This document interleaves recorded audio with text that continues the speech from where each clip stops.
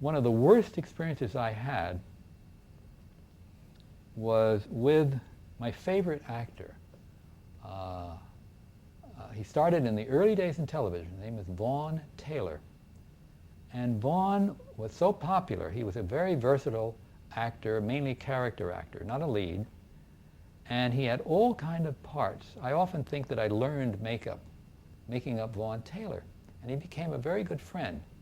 And we trusted each other implicitly, which is a good thing in what I'm about to tell you.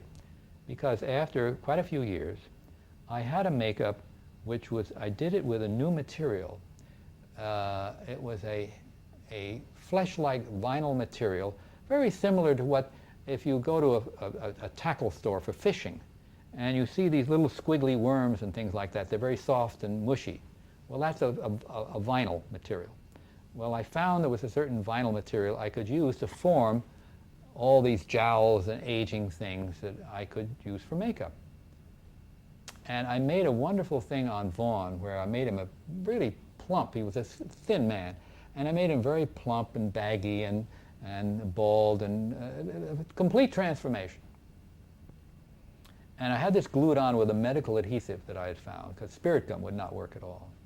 Now, the custom was, of course, in live days, put on the makeup and in the afternoon do your dress rehearsal, finishing maybe at 5 or 6 o'clock, at which time the actor would take a break, then come in for a makeup touch-up, and you go on the air, say, at 8 o'clock. So we were in 8G, and we had a makeup room right off the entrance to the studio, which was certainly fortunate. And I had glued all these things on. I checked them before he went on the air. Seemed to be okay. These are not absorbent. These are solid. The sweat has no place to go. And he does the first act, and I'm watching, and I'm seeing that the edge, the chin and lower lip are a separate piece to this great big jowl thing. And it's coming a little loose here. I can see that. No one will notice it because it looks like a wrinkle.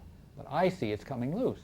So as soon as we get to this break, I said, Vaughn, quick.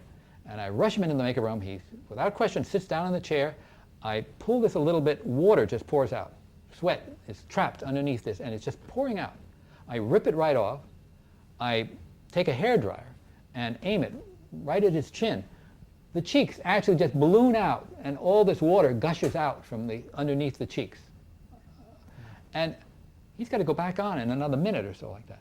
I quickly throw on some more adhesive, squeeze the thing, slap this thing on, put some rubbery stuff to try to cover the edge on here.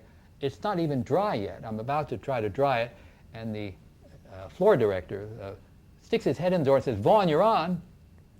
He just takes off past me and runs into the studio, and I'm in hot pursuit.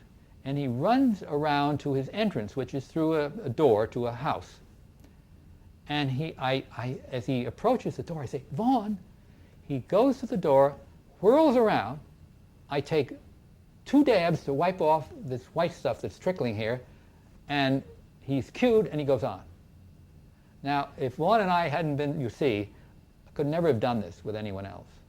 But with Vaughn, it was great.